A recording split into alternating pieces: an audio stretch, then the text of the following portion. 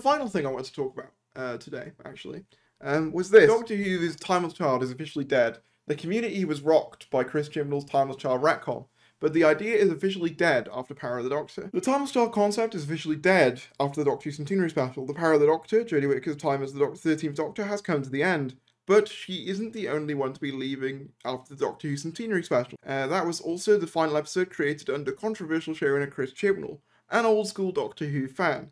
Chibnall has been heavily criticised for a dependency on nostalgia and a tendency to place lore above character. The Chibnall era is synonymous with the Timeless Child retcon, which perfectly illustrates the problem.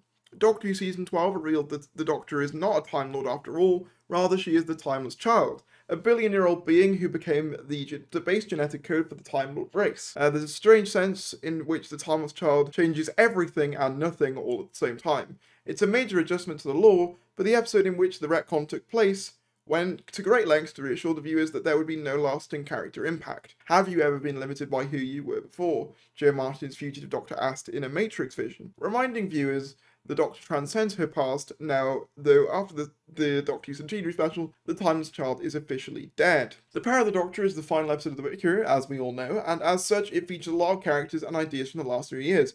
Surprisingly though, it doesn't make any explicit reference to the Timeless Child. I mean, there is one, to be fair.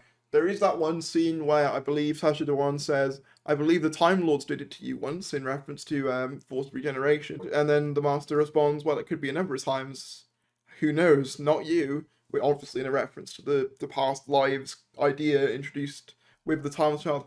The concept is implicit. The Master is trying to steal Doctor's body, likely to gain Timeless Child's infinite regenerations. That's never implied, actually. That's a good point. They could have easily chucked a line in there talking about how the Master maybe was on his last life, because that's not unusual for the Master, and then basically have it so that the Master was stealing the Doctor's regenerations because they have infinite supply. So that would make sense why the stealing body plotline made sense. Because if his only plan was to besmirch the name of the Doctor, he could have very easily just made his TARDIS look like the Doctor's, cosplayed and gone, I'm the Doctor, look at all this bad stuff I've done, but I digress. And he makes a throwaway reference to the Doctor's forgotten history. Okay, yeah, that is mentioned. But these are subtle details, and they're likely to have slipped past most viewers.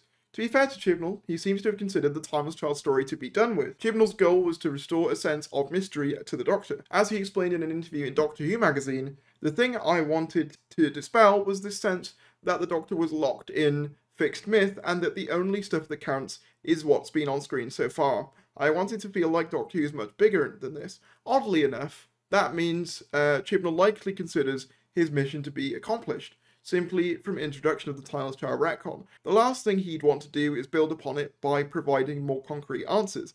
Here's the problem though. Here's the problem with that, and here's the issue I take with that. That would be one thing, I guess, but the issue with a lot of the issue with a lot of Chibnall's era, it relies so much, in Flux, about teasing this mystery. The whole pocket watch is literally dangled in front of you across Flux. It's one of the only reasons, people kept watching Flux, was like, what's in that pocket watch?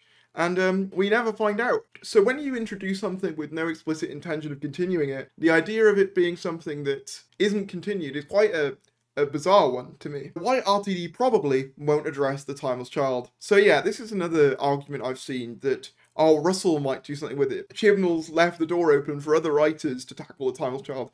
My argument to that is that I don't really think other writers should have to deal with the Timeless Child if they shouldn't want to. And I know that it said later on that Chibnall expects Russell to ignore it, but I don't know, just having it left so open-ended feels like it's inconvenient to the incoming showrunner. Like, there's an interview with Stephen Moffat way back in the day when he was doing Twice Upon a Time, where he was saying that periodically they sort of do house cleaning on Doctor Who, so whenever the next person comes in, it's easier for them to basically have a clean slate, and so, the universe isn't saying, the Daleks are here again, oh look, they're quite reliably defeatable. I think that's something he said. But with the Timeless Child, it's this big hanging thread that's just been dumped in the TARDIS for all eternity, and people are going to be wondering, at any point in Russell's era why it's not been brought up, even though it's not really his responsibility to do that. But yeah, so Chibnall expects the Timeless Child twist to be ignored.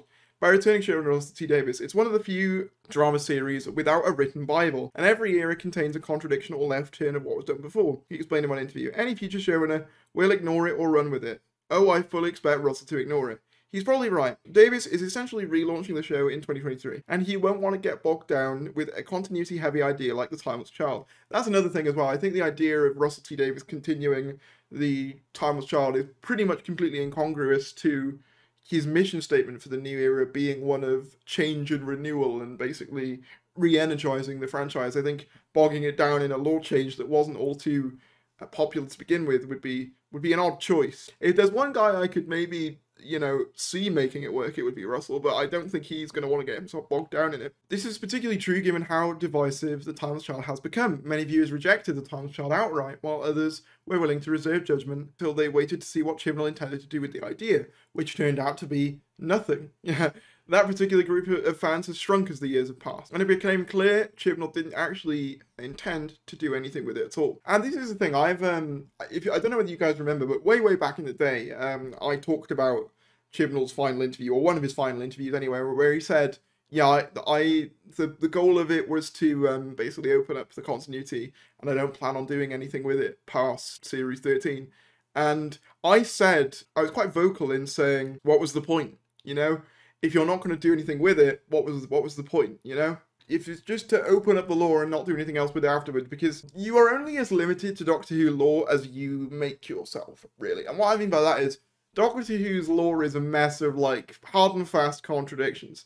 So I think just going into something with the expressed idea of just opening up the lore is kind of silly, in the sense that I feel like if you've got a good story that contradicts the lore, just do it. You don't need to make an entire arc to justify lore changes. I just think it's entirely pointless. But anyway, going back to the article itself, and it became clear Chibnall didn't actually intend to do anything with it at all. Russell T Davies supports the Timeless Child retcon in the vaguest possible way, simply because it means canon and continuity are no longer binding in the slightest. I don't think they were, though. As I said, I don't think they needed to bind you. If you wanted to tell a story that contradicts something in canon, just do it. You don't need an entire arc. Also, beyond that, I see this a lot. I see a lot of people saying, oh, but Russell, you know, supports the Timeless Child, and he's said that he likes it and stuff. Yeah, of course he did. You know, obviously, I'm not going to say maybe he genuinely does like the Timeless Child. He might well genuinely like the Timeless Child.